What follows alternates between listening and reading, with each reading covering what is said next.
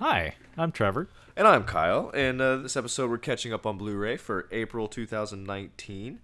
Um, Bear with me, we just got finished recording an episode, a triple threat episode with Trevor's brother, but I think I haven't even looked at the April releases, but I have a feeling they're going to be much better than February, because February was Yeah. garbage.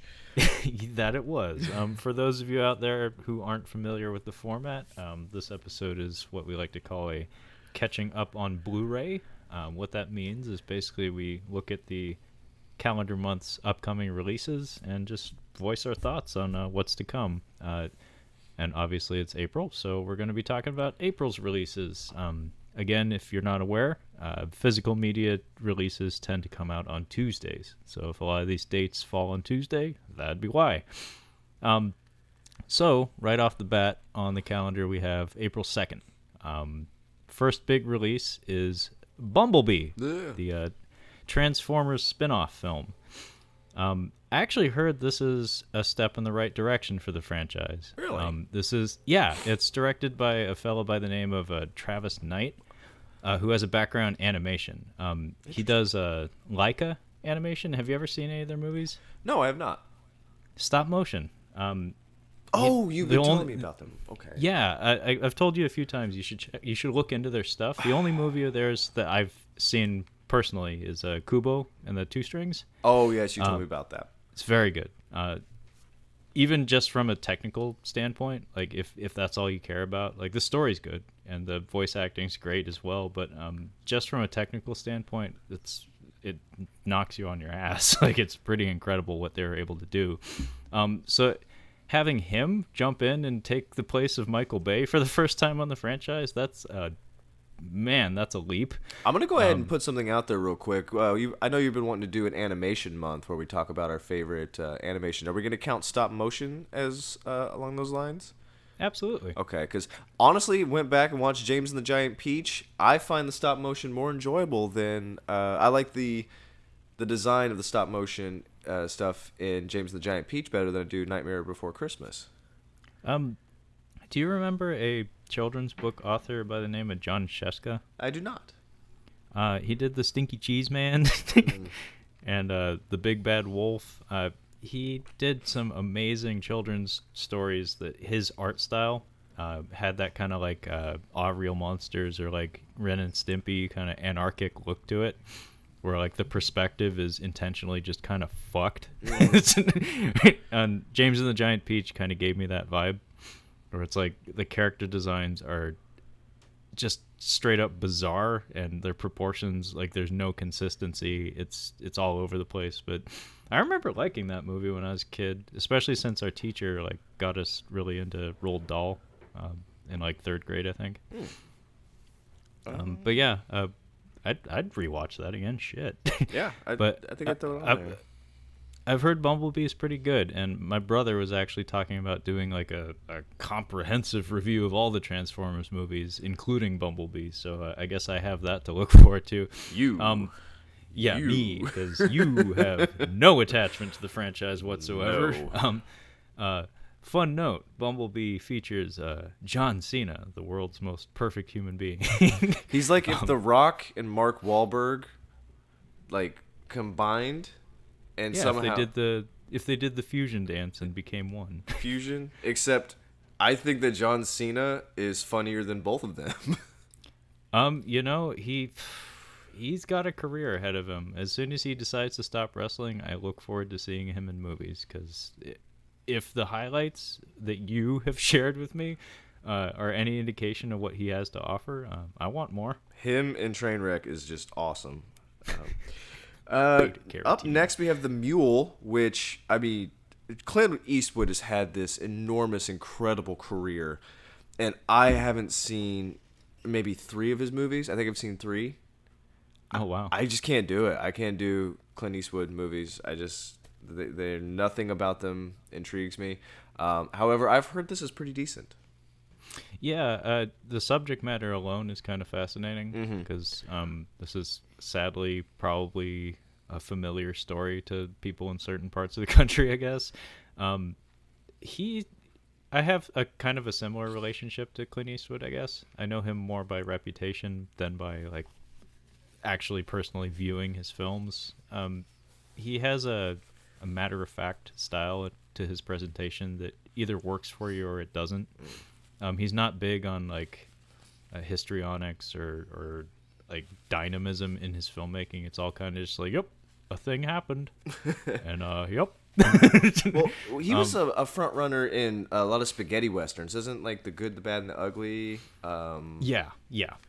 His foundation is most like early in his career was mostly westerns and of course the Dirty Harry movies from like the 70s all the way through I think maybe even 1990 when he did the Deadpool. But yeah, he's most known for being like the consummate American tough guy, I guess, which is part of why Gran Torino ended up being such a good movie, if you ask me, because it kind of flips that on its head in a really interesting way. I would recommend that one. I like that quite a bit. And Unforgiven is, of course, very, very, very good Western. Oh, fun fact. I know this from reading one of those like Leonard Maltin movie review books when I was a kid. I think his first like credited screen role was as a jet fighter pilot that blows up the giant spider in a Tarantula. Wow. I thought you were gonna say them. I was like, wow, he's that old. No, I mean it was around the same time period. It was black and white 50s B movie. Vice. Have you heard anything about Vice? I've heard divisive reviews actually. Some people think it's brilliant. Some people think it's hokey.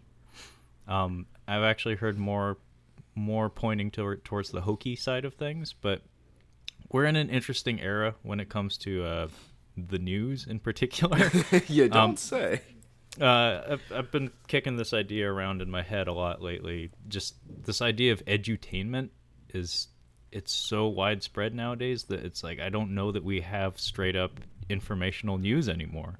Like everybody gets everything through like John Oliver and stuff, and it almost points to like an epidemic of like ADHD or something among the population, where it's like we can't actually pay attention to what's going on in the world unless it's presented to us in a palatable fashion.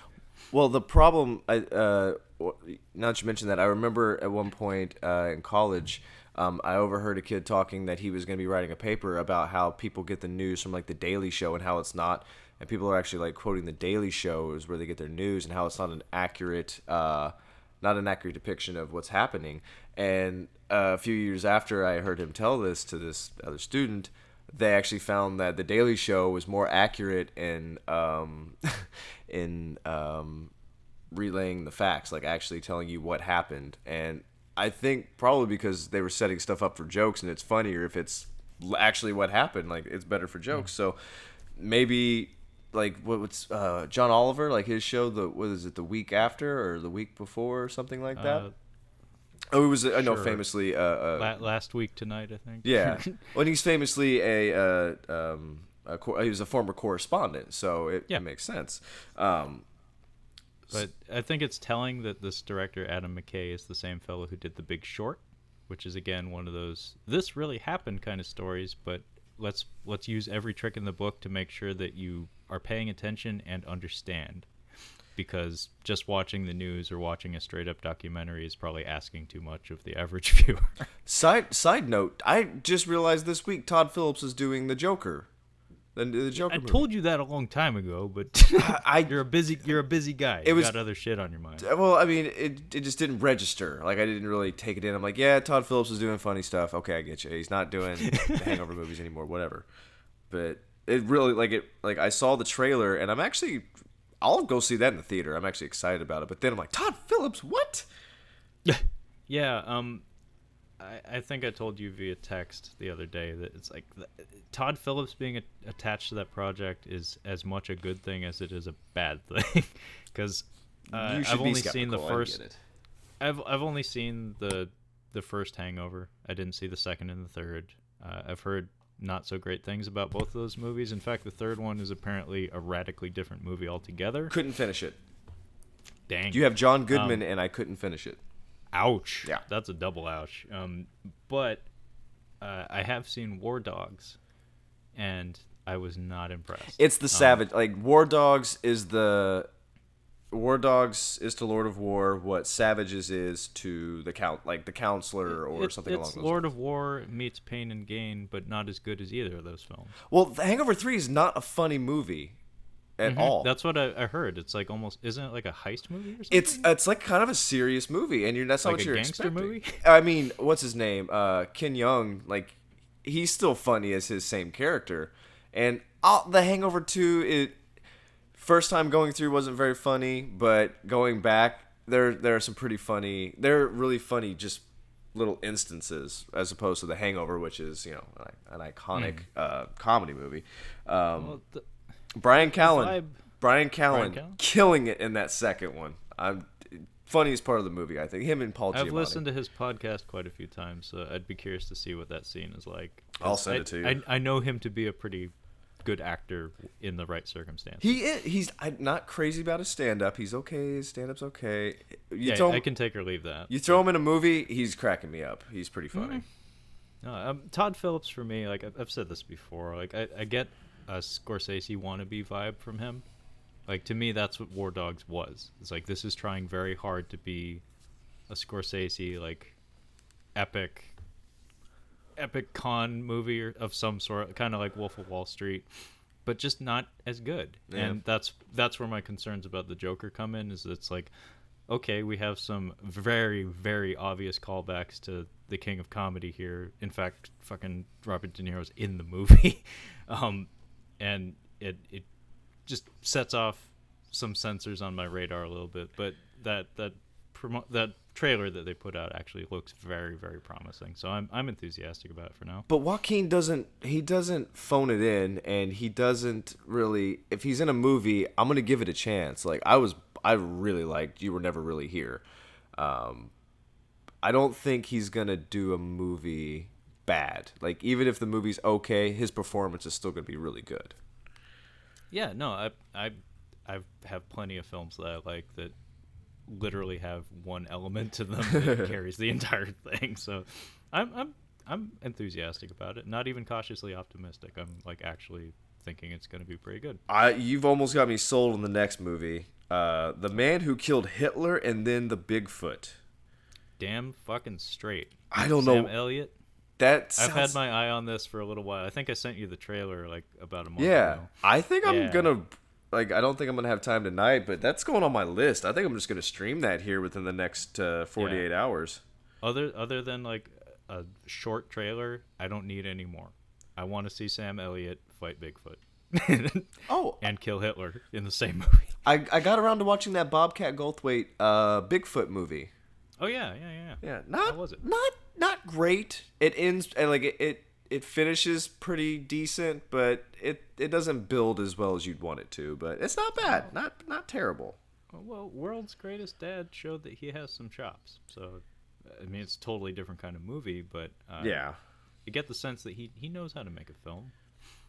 So next up we have Hellboy Animated. Oh no, I've not seen two that. full-length features: Sword of Storms and Blood and Iron. These must be from a few years ago, because I remember Blood and Iron. 12 years to be exact. Oh my god. 4K animation, and if you look at the screenshots, it's like, what benefit could 4K possibly bring? I was literally about to ask you that. I'm like, if you got it on Blu-ray, what more do you need? It's like, so we have these very cartoonish, borderline minimalist character designs, and I'm guessing not the greatest animation quality in the world, because let's face facts, it's a Hellboy animated movie from 12 years ago. Hellboy's never been an A-list character. He's a fucking Dark Horse product. Have you ever tried to watch? Have you tried watching the Spawn cartoon? It's been on Prime for a while. The HBO one? Yeah. When it was on TV, I caught a couple episodes. Yeesh. I was really into it actually, because I was a kid. Yeah. And it was violent and animated. Of course, I was into it. I tried getting. I haven't watched it since though. Try getting through that first episode and talk to me. A Silent Voice. I don't know this. It's a anime directed by Naoko Yamada. Nope, don't know a thing about it. Moving on. Dragon Ball Super Part 7. Jesus fuck, Dragon Ball will never die. Terraformars. Is this a Takashi Miike movie? It is. There's a thing when it comes to like anime adaptations, like live action anime. See, in Japan they're doing exactly the same thing we're doing here, adapting a lot of manga and anime to live action movies. Probably 80% of them are kind of crap. I heard this one was good but not amazing. I have no connection to the source material, so I probably won't bother watching it, but Takashi Miike, his name being attached to it, that's kind of a big fucking deal. Okay. So might be worth a watch. Flying Clipper? Nah, I don't know about that. Looks stupid. That looks like some sort of historical documentary of some sort. 70 millimeter on 4K. The Great Buster Keaton. Celebration. Yeah, it looks like a documentary about Mr. Buster Keaton from 2018. Green Card, Gerard Depardieu, and Andy McDowell.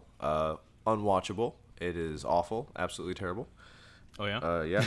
Watched it when I was a lad. But yeah. 1990 in bottle form. In French American bottle form.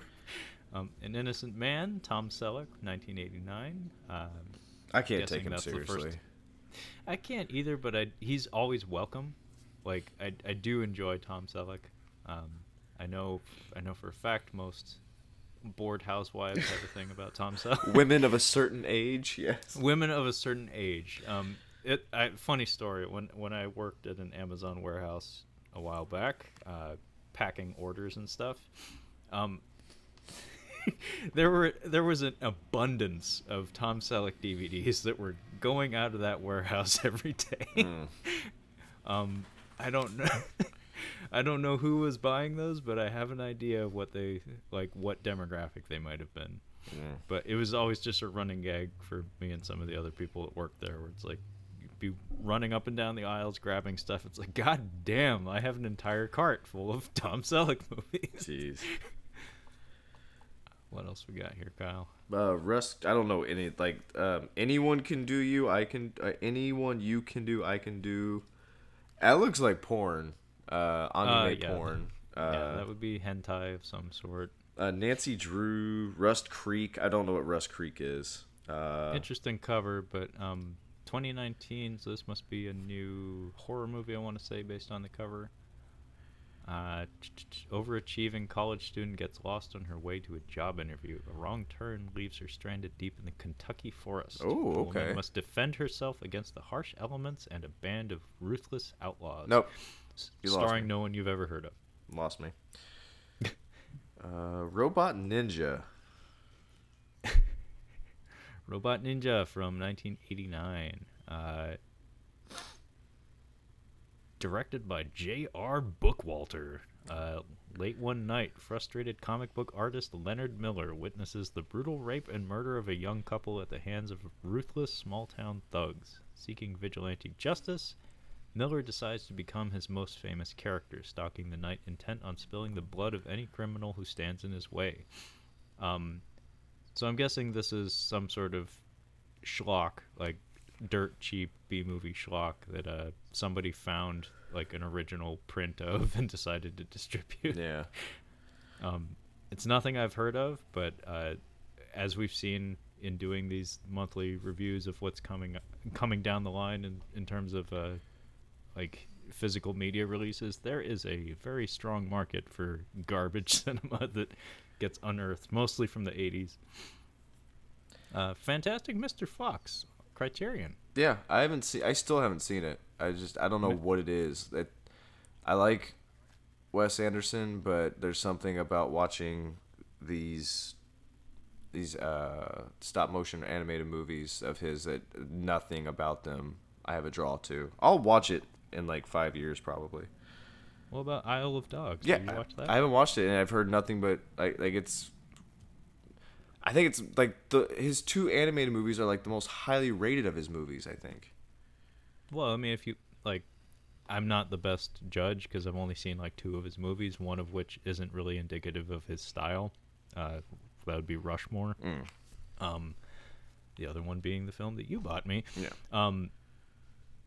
He seems like someone that would be very well suited to animation, stop motion in particular, because like miniatures and stuff seems like something that interests him, and having that level of control over of camera movement and framing and things like that seems like something that would really appeal to him.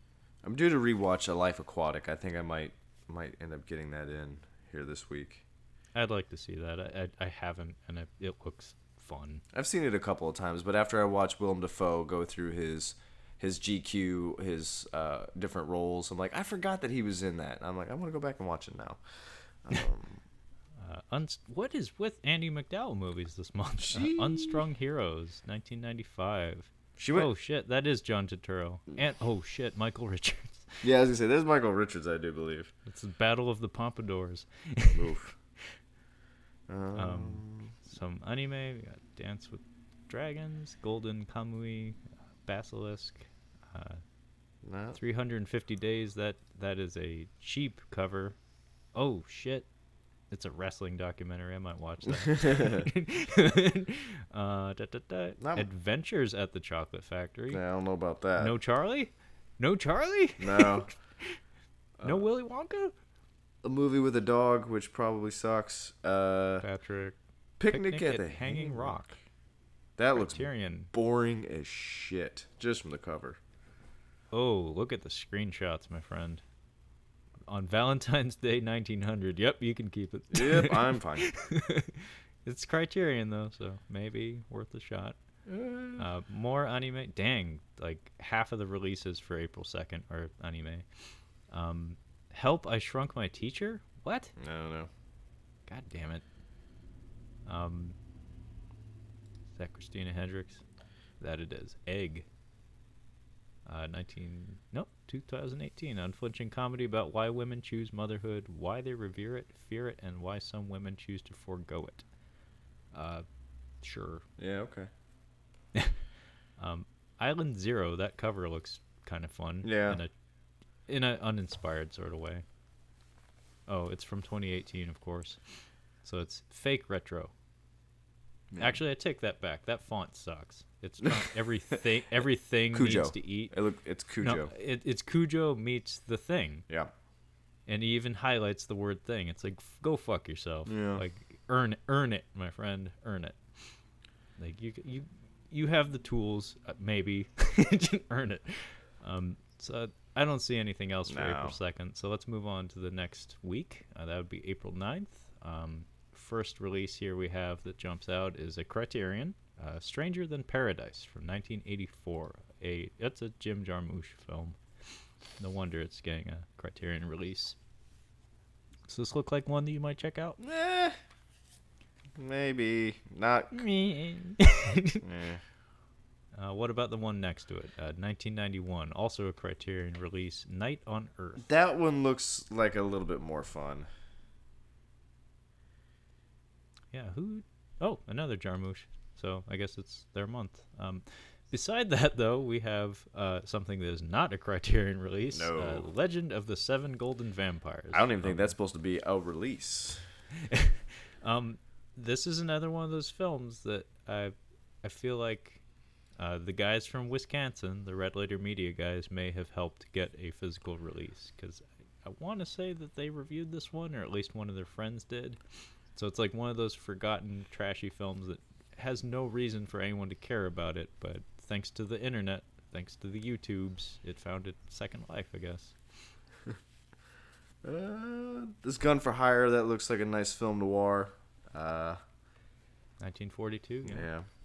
The Hemisphere Box of Horrors. It looks awful. I don't know any of those. I recognize any of these. Exactly. I think I recognize the name The Black Cat, but it could just be because that's a really, basic title. Mirai, that's a Japanese animated film. Not familiar to me, though I have seen it advertised a few times, so it must be getting some international buzz. An Arrow release from 1971, The Iguana with the Tongue of Fire. Is that that title. Johnny Cash or is that Marlon Brando? I wanted to say Brando. That's what I thought. It looks more like Johnny Cash though. The more I look Johnny at it. Cash flew to Italy for a weekend and was like, "So you want me to cut somebody? Okay." It's like, is there a camera involved? Oh, there isn't. I don't do cocaine anymore. Don't. Now June will ask if I did cocaine. You're gonna tell her no, I did not. Charles Bronson in back-to-back movie titles that sound like racehorses: Rider on the Rain and Cold Sweat. Yeah, I could see those two horses going neck and neck. The beefcake that they are making Bronson look like, they literally put his head on a guy that's a foot taller than him. Yeah, no, I mean, Bronson was a very fit man, but he was more sinewy than gigantic. Yeah, welcome to Marwen, which I've heard is hot garbage. Yeah, I was really disappointed to hear that, because that is Robert Zemeckis who directed it, and I really like him. And yeah, I heard this was absolute garbage. I enjoy Steve Carell. He does when he's good at playing an uncomfortable, like a character that makes you very uncomfortable, which is you can definitely see that in The Office. That's the whole show is just him making everybody uncomfortable. But he does it in films as well. And if he's not doing that, I don't know if I really want to watch it. I don't know what else he can really bring to the table. Well, I mean, Robert Zemeckis is a director. His shtick has always been he's very talented at taking technical aspects of filmmaking, like pioneering new special effects technology and things like that, and integrating that very seamlessly into his storytelling, like Who Framed Roger Rabbit, for instance, or Forrest Gump, like some of the face replacement technology and like inserting Tom Hanks into historical footage. That was unprecedented at the time. In this case, it's half of the movie, I guess, takes place in like a doll, imaginary like doll realm. So like half of the movie's animated, and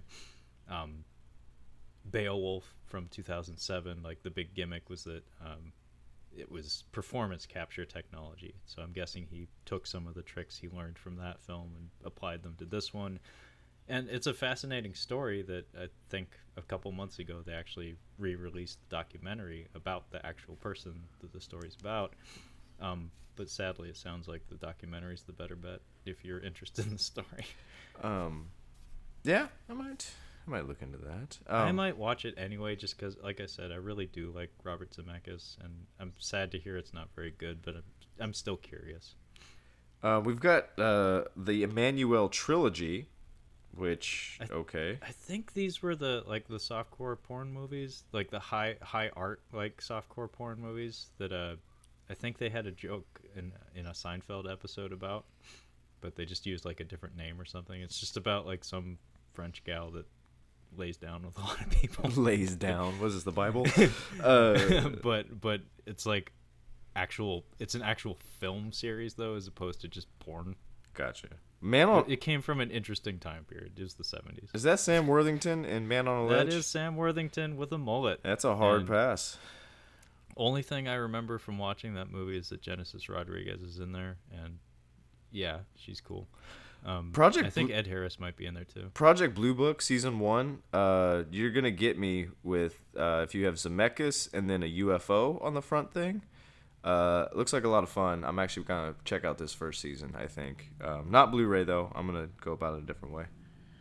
Oh, so it's a story of the real-life U.S. Air Force-sponsored investigations into UFO-related phenomena from 1947 to 1970. That could be fun. I just bought a book called Confessions of a UFO Hunt, or of an alien hunter. It's an astrophysicist who has actually spent time looking for, I think mathematically, for extraterrestrial intelligence. Heard about him on Neil deGrasse Tyson's podcast. On the Basis of Sex, who is that on there? Is that Carla Gugino? No. I can't tell. Felicity Jones? Yeah. Well. And Armie Hammer. God damn, that is a name. The story of Ruth Bader Ginsburg. Ooh. Wow. That could be interesting. for sure. I'd rather just watch a documentary about her. I think it'd be more interesting. Personally, I'd go that route as well. But man, millennials love them some Ruth Bader Ginsburg. That's for She's sure. a big deal. She's kind of a big deal, yeah. Holmes and Watson, I've heard, is so bad that people were actually leaving the theater. Like, Yeah, it's. it didn't have a very long stay in the theaters, if I remember right. I totally would have watched it because I like when Will Ferrell and John C. Reilly do stupid shit, like just stupid humor. So do I. Yeah, I'm like, I totally would. Step Brothers is great. I might still just go ahead and watch it, but Yeah, give it a rental or like Redbox it or something. Talk to Me with Is that Chiweedle Ejiofor? It Yes, is, it is. And Don Cheadle. Don Cheadle. That's how everybody should say his name. Nah. I mean, I like some of the folks in there. Is that Cedric the Entertainer? I mean, it says the Entertainer. I hope so. Probably, most likely. That could be fun. Looks like a period piece. Frankenstein 1970. I didn't really know they had one of those. I knew about the Dracula one. I'm guessing this is a Hammer film. That could be fun. Although the Dracula one, I don't remember being amazing. Mellow, or Melu, however the fuck you pronounce that. I don't know what this is, but it's from a label that I don't. Oh, Arrow Academy. So this must be put out by Arrow, but it must be like a. Oh shit! Is this a Marvel Knights situation? Do you remember that, Kyle? There was a funny time period there where the Marvel Cinematic Universe was like just getting off the ground. So like this was around the time when we had like Iron Man and the Incredible Hulk and nothing else. Mm-hmm. So like Thor wasn't out yet, or Iron Man 2 for that matter. So this is also when the rights to the Marvel characters were still kind of up in the air. So we had Punisher Warzone and Elektra, two like B-grade Marvel movies that. You know, they still have enough like social cachet to like make a profit, but at the same time the studio, or at least like Disney or Paramount or whatever, is like, I don't know if we want people associating those movies with our movies. Yeah. Can you like put a different production label on them? Like, let's not call them Marvel movies, let's call them Marvel Knights movies. And it to me it felt like a really transparent like attempt to like distance. Pretend they didn't exist. Yeah, like create distance between the franchises where it's like, yeah, these are Marvel movies, but we don't really want to do it. We're not associated with this. Yeah. Not our Marvel. Not associated with that. We're not that. That's not us. Especially now that we're owned by Disney. So Arrow Academy must be like some sort of spin-off of Arrow releases. Cool cover. Very good graphic design. Very Criterion looking, but it's not. Yeah, even the color of the plastic, how it's clear instead of the traditional blue. Berlin, I Love You, 2019, an anthology feature of 10 stories of romance set in the German capital. I'm fine. So, sure. Enigma. Enigma. Okay, Kyle. Dark Man. The ubiquity of pink and purple in this millennial world we live in is maddening. It's like all you have to do is make something pink or purple, and people will bite. People will bite. As evidenced by some covers, we'll see like just a row down here. Yep. But this is kind of a cool cover though. Yeah, like, this looks like Dark Man. The cover of Dark Man a little bit. Yeah, it looks like Dark Man meets The Exorcist. Or it something. Looks like in Russia. It looks like fun, but I feel like this is one of those movies where the cover is a lot cooler than the movie. Oh, undoubtedly. I mean, something like this, I should have heard of. Yeah. But I haven't, which is not worrying. good. Yeah. The Amityville Murders, 2018. So they made another Amityville movie, and I didn't know about it. Yeah. Interesting. Oh, Trevor. Enigma stars Martin Sheen, Sam Neill. Oh, that's it. Just those two people. It's a. Hey, I mean, those are two solid names, man. I mean, that could be fun. This could actually be fun. Baby Sam Neill and Martin Sheen could be fun.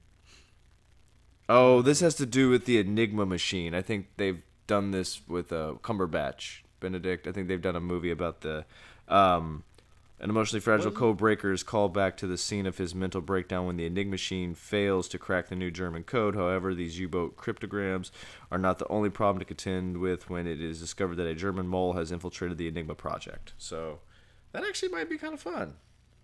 I mean, I like me a spy movie, so I'm always interested. Interesting. We Die Young, Jean-Claude Van Damme. I was waiting for you to get to that.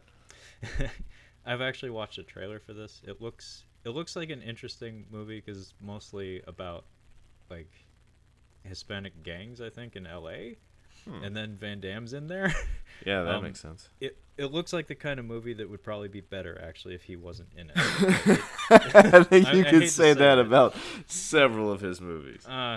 Unfortunately, the trailer for it had an intensity that was kind of interesting. It reminded me a bit of Sicario 2, where I think the actual protagonist of the film is just a very young man, like a teenager basically being assimilated into a gang and grappling with that.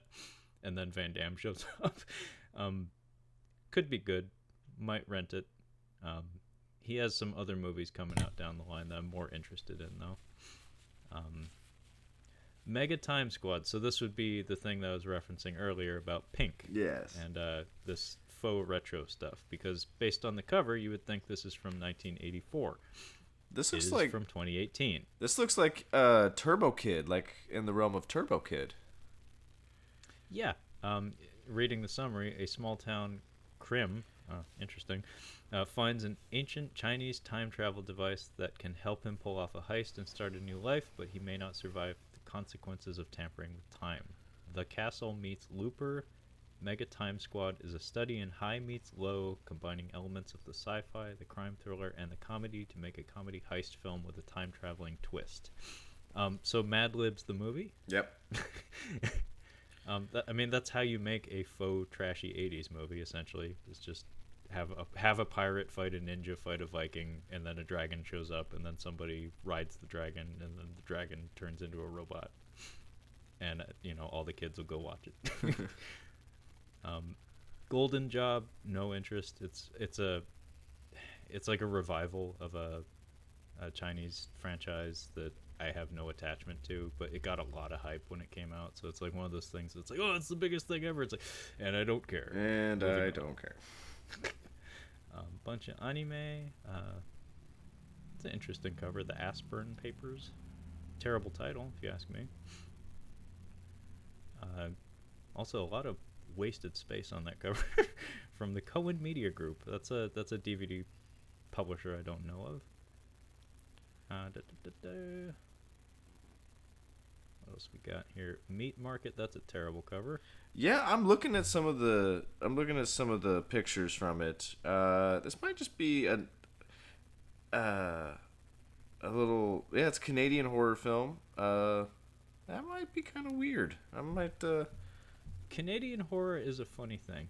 Like they really lean heavy into the dumb, and like I watched those Wolf Cop movies a while back, and I don't know, Canadian horror, like, it's not necessarily horror as far as like in the traditional sense, but did you ever watch? It has a charm to it. That Netflix film, The Void.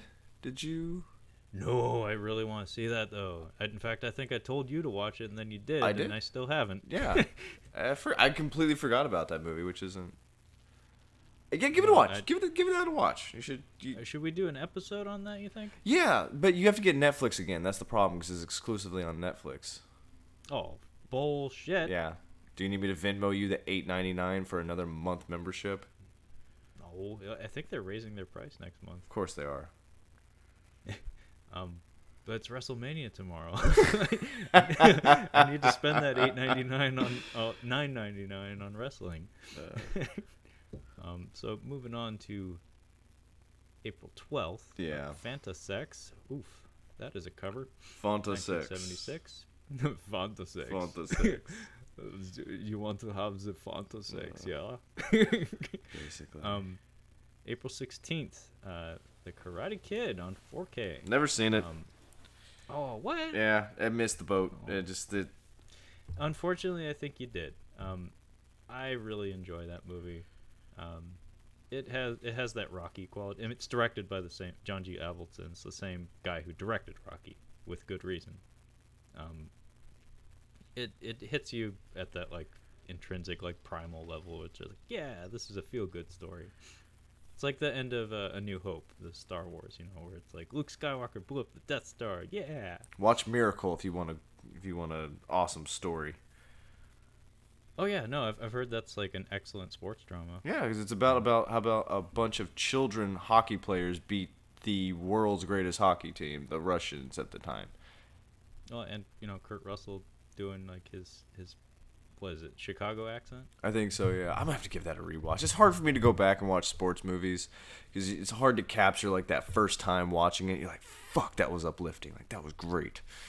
I love sports dramas, so I really need to watch that one. It's funny because I only saw the first half of it before they even played hockey, and I enjoyed it. I think I had to do something or something. Did you see Glass yet? Did you get around to watching it? I have not. Have you? I haven't, just because I'll end up watching it with Steph, and she hasn't seen Unbreakable, which we need to watch. And I still want to watch Split. I haven't seen Split, which... Oh, that was good. It's hard to coordinate our moods when we're watching movies because we're both so busy. So when we get to like actually sit down, we're like, let's watch a movie. We're like, well, fuck, here goes a half hour trying to figure this out. So it never lands on Split. We'll just put it that way. But that's I feel like we could probably watch Split and I could just explain Unbreakable good enough to get through Glass. But I've heard kind of mixed reviews. I haven't heard a lot of great things. Yeah, I've heard Glass isn't very good for the most part. Although James McAvoy is just great. He I think he can carry the movie. That's my takeaway, is that it's probably not great, but I'll probably be happy with him. I've never been disappointed. Well, what is he in the movie with the spinning with the bullets in the? Yes, he is. That is him. Okay. That is an example of a movie that he wasn't able to save. Although Morgan Freeman breaking character for a moment and saying "this motherfucker" is pretty fucking great. There's a couple of really garbage looking movies coming up. Malibu Express, that sounds like a porno. Hard Ticket to Hawaii sounds like a porno. It borderline is. So Hard Ticket to Hawaii was one of those movies that in the early days of the internet, like maybe even pre-YouTube or like in the early days of YouTube, a lot of clips for it were finding their way onto like Daily Motion and stuff because it's an utterly ridiculous movie that has some truly hilarious moments to it. It's just 80s garbage. 80s softcore porn garbage. I think some friends of mine and I in high school rented it from like Scarecrow, and we ended up having to fast forward through huge chunks of it because it just turns into topless ladies jumping around and stuff. Nice. For long stretches of time. It's like, you guys are my friends, but I don't want our friendship to be based around this. Can we please fast forward through all this garbage? Please. Yeah, and so that's how we watched the movie. It probably took 20 minutes. Gotcha. Those highlights really are special. It's kind of like The Room, though, where it's like you don't need to see the whole movie, but the highlights are worth your time. I thought you were saying Room with Brie Larson. Like, wait, what? What happens in that movie? It's very important that you selectively either use the or omit the because those are two very different movies.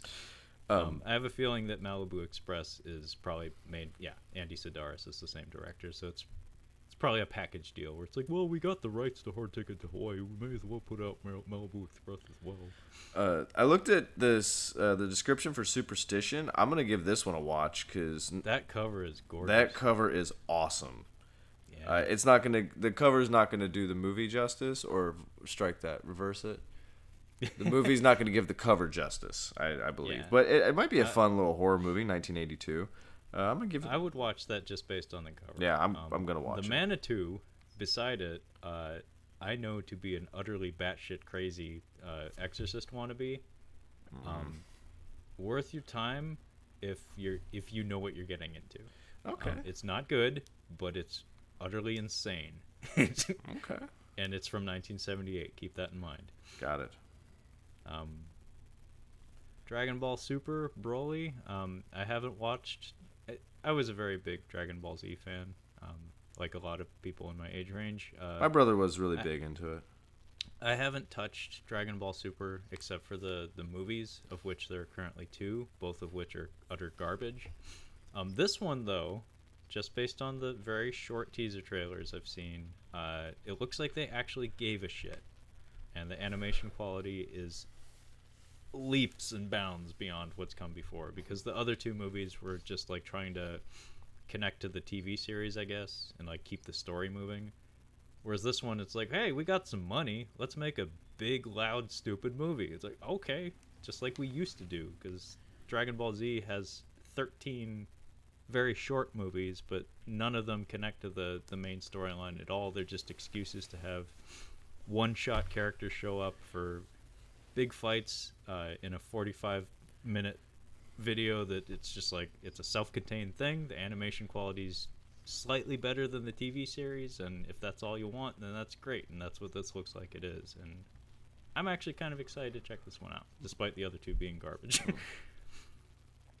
Keoma from 1976, looks like a western of sorts. From Arrow. Justice League animated movie. Those got too punchy for my tastes in the early 2010s. Like, they started out like trying to actually tell stories, but eventually just turned into like, let's just have everybody show up and punch each other. Smokey and the Bandit 2, Criterion, Diamonds of the Night, 1964. Looks like kind of fun cover. I like the cover. It looks like some bandits are being chased by the police. Oh no, it's about concentration camps. Oh, that's so much worse. Okay. Yeah. That's I don't know about that. Batman Hush. I'm guessing this is another animated film. It's presumably covering one of the better Batman comic arcs of the 2000s. I would, that's actually something I would actually watch, because that was a pretty good comic that introduced a brand new character to the whole franchise. It was kind of interesting. I watched that Batman that I think it's like a 2-part Batman animated film from 2011. Oh, the Dark Knight Returns? Yeah. Yeah. That was okay. It was okay. Yeah, it was okay. I like the animation in it. The stories, it's not bad. What did you think of Peter Weller as Batman? I kind of just went along for the ride. I was just kind of enjoying it. I didn't really critique it much. I was just like, you know what? I like the animation. The story's okay. I didn't really put too much thought into it. Okay, because I really like Peter Weller. In fact, on our potential episodes list, I actually blocked off a section devoted to just like Peter Weller movies. RoboCop. Yeah, he was the man. He was the man who was RoboCop, who would be RoboCop. But I think we should just do just all the RoboCop movies. RoboCops. I mean, I don't know, man. That first one would just be the Chris Farley show. Yeah, pretty much. I mean, that's one of my favorite movies of all time. But his voice acting got some criticism for The Dark Knight Returns because he just sounded kind of tired. It doesn't help too that when they had the Batman animated series, which is excellent by the way, you should definitely go back to it if you haven't as an adult. They had an episode where they were like telling alternate stories about Batman, and one of them was like explicitly just like a recreation of that comic that animated film is based off of, The Dark Knight Returns. And for that segment, they got fucking Michael Ironside to do the voice. It's like, good luck topping that. Yeah, good luck with it's like, RoboCop or not, that's Michael fucking Ironside. I'm waiting to just sit down. I'm waiting to get Batman the Animated Series on Blu-ray, but I'm waiting for somebody to buy it, be disappointed with it, and then try to sell it because I don't want to buy it brand new. Well, good luck with that. Yeah, right. It's good. It's one of those situations where it's like, who's gonna part with this? So moving on, Replicas starring Keanu Reeves. I heard this was awful. I can tell you it's awful. I've never heard of it, and it's called Replicas. Photoshopping on his face is horrible. Yeah. Just let him be 50. Yeah. It's okay. I mean, he's still a very handsome man, but just let him be 50. Let him be 50. He doesn't. Yeah. But yeah, I've seen like a couple second clip of some of the CGI in the movie, and it was embarrassing. Oh, don't want to see a minute of it. Master of Dark Shadows. This looks like a documentary. I don't know. Master of Dark Shadows reveals the fascinating impact of the groundbreaking gothic drama Dark Shadows and award-winning filmmaker Dan Curtis. So it's about the TV soap opera. Interesting. Cool. Which would become a Tim Burton movie later that I didn't see. It's good. I enjoyed it. Yeah, I mean, I saw the cast. I was like, oh, Ava Green and Michelle Pfeiffer? Those people sound tailor-made for Tim Burton movies. It looks like it wouldn't be good. It wouldn't be a fun movie, but it's actually very enjoyable. I was surprised that I liked it. What grabs your eye now? There's not... Supercock. There's not... Supercock? What? Supercock, 1975. Where are you The story at? of a man, his bird, and their greatest challenge. I don't know where... Whoever said size doesn't count was a real dick. Yeah, that looks stupid. That name grabs you, though. Supercock? Yeah, I see what you're saying. I like the cover for Stray, 2019. That looks kind of cool. Kind of creepy. What's going on there? Ooh, yeah. An orphan teenager forms an unlikely friendship with a detective. Together they investigate her mother's murder and uncover the supernatural force that proves to be a threat to her family. That is a... Huh. I think you've got some Japanese leads here, sir. Yeah, Noroihito, or Noroijin. She fine. Yeah, the cover is also written in Japanese underneath Stray. Interesting. Yeah, Okay. That cover definitely jumps out at you. Yeah, it's a really neat cover. I like that. Stagecoach, which I've heard of. Oh, really? But don't know anything about it. A Summer in La Goulette. I'd like to hang out there. It looks like you're hanging out with some French broads. Let's see. Heart Guy, that looks awful. I thought that was like de-aged Ray Liotta for a second. I thought it looked kind of like a Jesus show. Like, doesn't that guy look like he would be, like you have actors in specifically Christian movies, and this guy looks like he would be in one of those movies. Yeah, I could see him hanging out with Kevin Sorbo or something. Oh, so I like the cover of Hagazussa, A Heathen's Curse from 2017. It says it is a hard horror. In 15th century, a young Gothard living alone in a mountain hut feels a dark presence in the woods. Dude, I am queuing this up. Wow. It has got... You found one. Yeah, I found one. This looks like fun. This looks dark. This looks that's scary. a hell of a cover. Yeah, I wish I had more time tonight. Steph's going to be home here soon, so I'm not going to be able to get that in, but that is going to the top of my list. That is... See, yeah. Yeah, let me know how that is. Yeah, I will. This looks like fun. Sorry. So moving on to April 23rd, we have a bunch of re-releases on 4K. The Alien Anthology, that is a hideous cover, by the way. Oh, awful. Absolutely terrible. Yeah, no, that is a horrendous rendering of the iconic Alien. Shame on you. That is not my xenomorph. Dude, minimal. When it comes to Alien, just give me a little, just the egg. You can give me the egg. You can give me a piece of the xenomorph. You don't. Well, even the alternate steelbook cover, the one with the broken egg there. Yeah. That's terrible too. The Blu-ray case that you and I both have. Has a solid cover.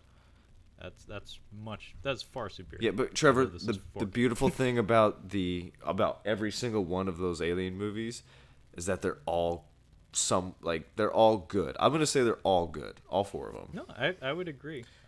It doesn't matter what cover you give us. I have some fucking issues with, but in fact, we might have to do an episode on that because I have too many issues. On which one?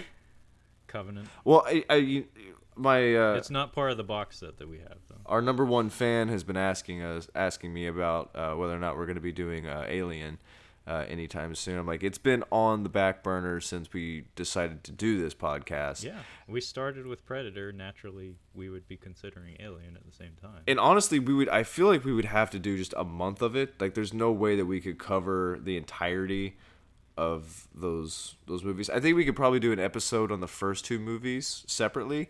We could probably combine 3 and 4 Unless you've... Yeah, I think we could do it in 3. Yeah, you have the 2 solidly A grade movies, the 2 questionably good movies, and then Covenant. And then Covenant. Well, do you want to count Prometheus? Sure. Okay. Sure. Yeah, because you've got your problems with that too. I do. My brother and I both really like that. Okay, well, I mean, that's part of the process. Is we should be able to talk about things we disagree with. Oh, we did. We did tonight. Yes, we did tonight. In fact, so moving on, we got Captain America 2 and 3 re-released on 4K. Criterion release, A Face in the Crowd, 1957. A female radio reporter turns a folk-singing drifter into a powerful media star. Sounds terrible. It sounds like a archetypal story about, fame coming to a person who's maybe not equipped to handle it. The Vivitch on 4K. Great stuff. Excellent film. Destroyer, I've heard mixed reviews about. Really? Nicole Kidman in, again, like ugly person makeup. Oh. She's a cop, and I guess she's like just a super hardcore driven individual. It's supposed to be a pretty brutal film. Really? I like Nicole Kidman. I do too. I've heard it's kind of hokey, but it sounds right up my alley. So I'm actually kind of excited to watch that one. Re-release of The Green Inferno from 2013. That cover is pretty cool. It makes it looks retro. That's what Shout Factory does. They mostly re-release movies, but they give them this like pretty packaging that is very enticing. I didn't hate that movie. It's not my favorite Eli Roth movie, but it's not great. I don't think Eli Roth is one of those people that you have favorite movies of his. He just kind of exists. He occupies this strange little space in the horror community where it's like... I respect him. I do too. I have quite a bit of respect for his hustle because he has an identifiable brand, and I take notice when his stuff comes out, and that says a lot. Yeah, it's right. You pay it. He's like Daniel, kind of like a Daniel Day-Lewis. Like, oh, he's doing a new movie. Interesting. Mm-hmm. I wonder what that's going to be about. Yeah, it's not so much that he's. I mean, in Daniel Day-Lewis's case, he's excellent, but in Eli Roth's case, it's like I don't know that he's an amazing director, but I take notice. Yeah. The Land Unknown, which I don't know if I could sit through that, man. I like to try to watch dinosaur shit, but I don't know if I could handle that.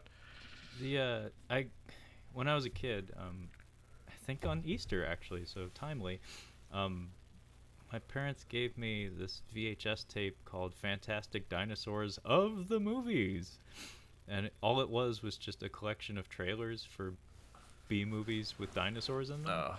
And I was a little kid, so of course I thought it was the most amazing thing ever, and I watched it constantly. And The Land Unknown was one of the movies in there. And the T-Rex man in a rubber suit was laughable even when I was a kid. Like he looked like Barney or something. Escape Room 2019, Scream and Scream Again. That's kind of a cool cover. It looks like a cheap like horror novel or something, or like a pulp magazine. Scared Stiff from Arrow. I don't know that I'd want to put that monster on my cover. He doesn't look terribly interesting or convincing. White Sands, 1992. Is that Mickey Rourke? Yep, that's Mickey Rourke. That is... And Willem Dafoe. Have you seen what he looks like now? Not in the past. Not since like around Iron Man 2, I guess. Yeah. Go ahead and give that a Google after this. Okay. Paradise Alley. That would be, I believe, the first film directed by Sylvester Stallone. So it probably sucks. Yeah, he wasn't happy with it. No, he's not shy about saying that.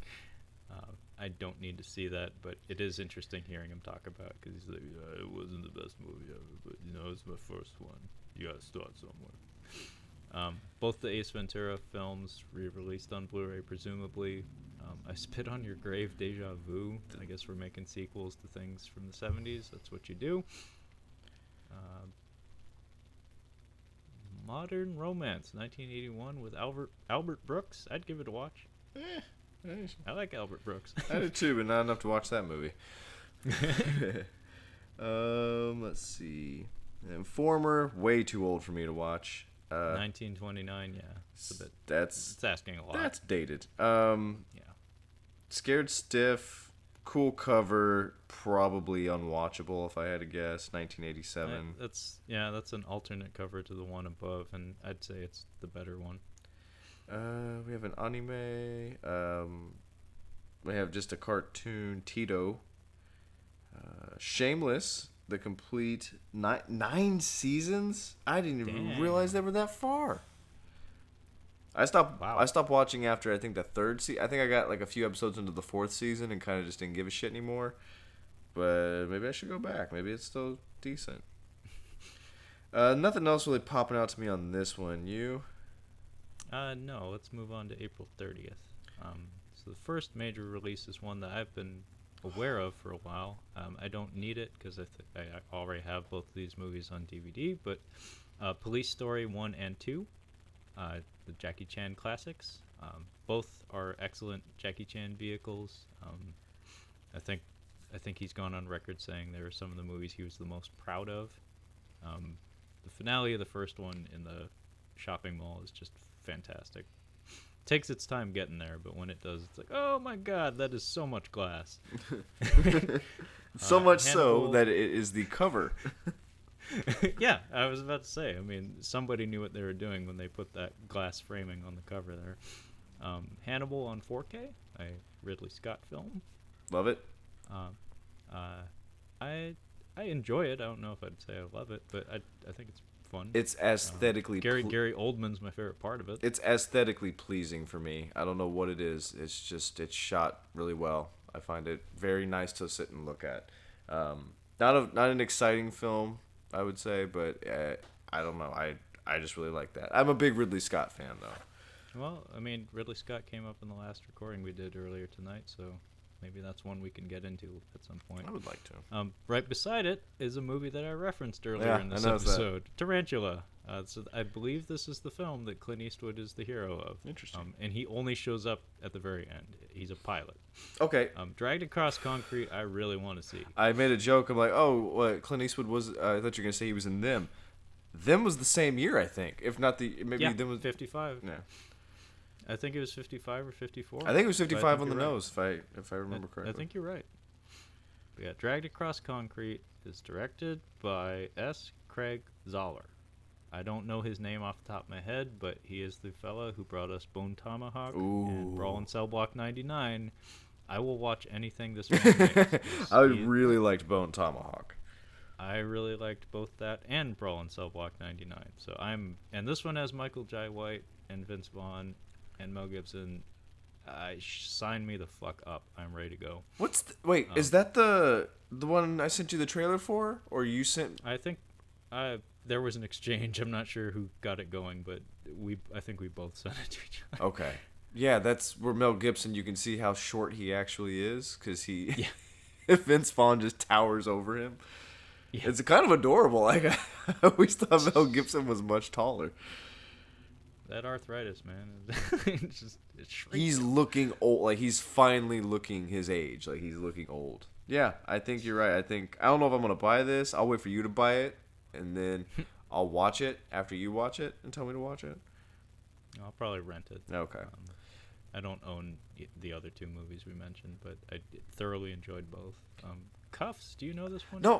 Christian Slater, I've only seen maybe 2 or 3 movies with him. Heathers, Hard Rain, and True Romance. I don't think I've seen much else with him.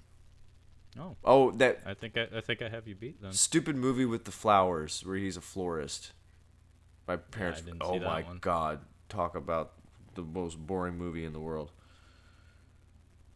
Broken Arrow. Yeah, that was awful. I sent you a cover image for a movie he did called Stranded that is maybe one of the most amazing covers I've seen. He's doing the people's eyebrow and then some on it. The Brain, 1988. I know this one by reputation. I've mentioned it before. There's a website I used to go to called badmovies.org, and this was a film that was mentioned on there a few times. A really funny monster design because it's what you see on the cover, but it's much larger than you would expect. Gotcha. The physical prop, that is, like the thing that actually interacts with the actors.